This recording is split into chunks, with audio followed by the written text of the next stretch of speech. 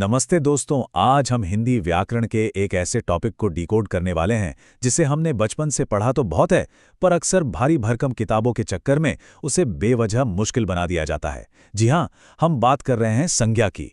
अक्सर लोग मोटी मोटी व्याकरण की किताबों के जाल में फंस जाते हैं और उन्हें लगता है कि किताब में छपा हर लिखा हुआ शब्द रटना जरूरी है। लेकिन आज हम उन बोरिंग नियमों को साइड में रखेंगे और कुछ ऐसे स्मार्ट, तेज और मजेदार ट्रिक्स पर बात करेंगे जो सीधा आपके दिमाग में छप जाएंगे। अब सोचकर देखिए, आप सिर्फ ये जानने के लिए पूरी रामायण पढ़ लें कि राम और सीता कौन थे। अजीब लगता है ना? बस यही होता है जब हम किताबों में हर लिखा हुआ शब्द रटने बैठ जाते हैं। ये एक बहुत बड़ा ट्रैप है जो सिंपल सी चीजों को भी बहुत उलझा देता है। हर लिखा हुआ शब्द हमारे काम का नहीं होता। स्मार्ट तरीका यह है कि सीधा पॉइंट पर फोकस किया जाए। तो आज का हमारा प्लान क्या है? हम फटाफट देखेंगे संज्ञा का एकदम सिंपल रूप, फिर जानेंगे एग्जाम वाली वो सबसे बड़ी ट्रिक जहां सब फंसते हैं, उसके बाद प्रॉपर और कॉमन नाउन का फंडा, फिर ग्रुप्स और मटेरियल वाली संज्ञाएं, और आखिर में फीलिंग्स और लाइफ की स्टेजेस को समझेंगे। तो चलिए बिना टाइम वेस्ट किए सबसे पहले बात करते हैं संज्ञा के सरलीकरण की। किताबों में आपने संज्ञा की लंबी चौड़ी उबाऊ परिभाषाएं देखी होंगी। सच कहूं तो आपको वो हर लिखा हुआ शब्द याद करने की कोई जरूरत नहीं है। बस एक सिंपल सी लाइन याद रखिए। दुनिया में किसी भी व्यक्ति, स्थान, वस्तु या भाव का जो नाम है, बस वही संज्ञा है। बात खत्म। इसके अलावा किसी और कॉम्प्लेक्स थ्योरी में पढ़ने की कोई जरूरत ही नहीं है। यही सबसे बेसिक और सॉलिड सच है।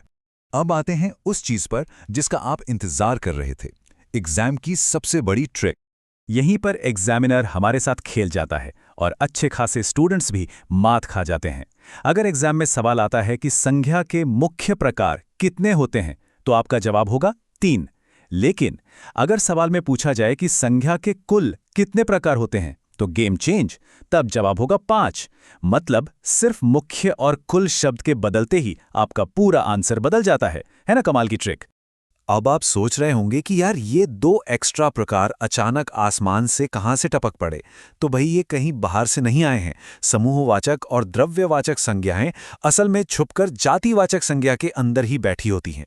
तो जब मुख्य पूछा जाए तो हम उन बाहर वाले 3 को गिनते हैं, और जब कुल पूछा जाए तो हम इन अंदर छुपे हुए 2 को भी बाहर निकाल लेते हैं और टोटल 5 हो जाता है। बहुत सिंपल सा लॉजिक है। चलिए आगे बढ़ते हैं और देखते हैं विशिष्ट और व्यापक श्रेणियों को। व्यक्तिवाचक और जातिवाचक संज्ञा के बीच का फर्क समझना बहुत ही आसान है। व्यक्तिवाचक संज्ञा एकदम स्पेसिफिक होती है, किसी वीआईपी की तरह, जैसे शीनू किसी खास इंसान का नाम है या दिल्ली एक खास शहर है। दूसरी तरफ जातिवाचक संज्ञा पूरी कम्युनिटी की बात करती है, जैसे मनुष्य बोलने से पूरी इंसानियत कवर हो गई, या फूल बोलने से सारे फूल आ गए, कोई एक खास नहीं। इसे एक बड़े ही मजेदार एग्जाम्पल से समझते हैं। जरा सोचिए, शीनू ने दिल्ली में अपनी गर्लफ्रेंड को गुलाब का फूल दिया। अब देखिए, इस एक नॉर्मल सी लाइन में एक व्यक्ति यानी शीनू, एक स्थान यानी दिल्ली, और एक वस्तु यानी गुलाब, तीनों एक साथ आ गए। अगर हम व्याकरण को ऐसे डेली लाइफ वाले वाक्यों से समझें तो हमें किताबों का हर लिखा हुआ शब्द रटने की कभी नौबत ही नहीं आएगी। अब बात करते हैं उन 2 छुपी हुई कैटेगरीज की, समूहों और कच्चा माल।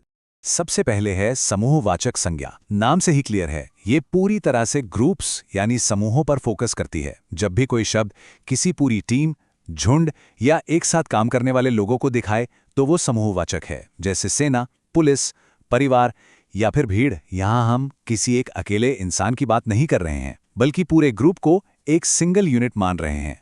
इसके बाद आती हैं द्रव्यवाचक संज्ञा, जो सीधे तौर पर कच्चे माल, पदार्थों और लिक्विड चीजों से जुड़ी है।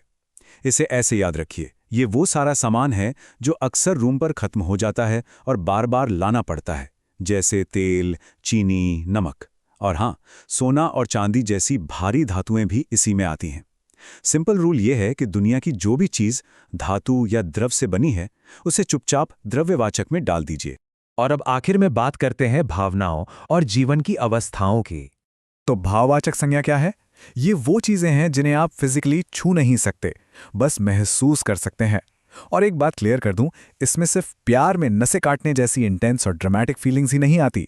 इसमें किसी इंसान की अच्छाई बुराई जैसे गुण और बचपन, जवानी, बुढ़ापा जैसी लाइफ की अलग अलग स्टेजेस भी शामिल होती हैं। जहां भी आपको कोई भाव, गुण या दशा दिखे, समझ जाइए कि वो भाववाचक संज्ञा है।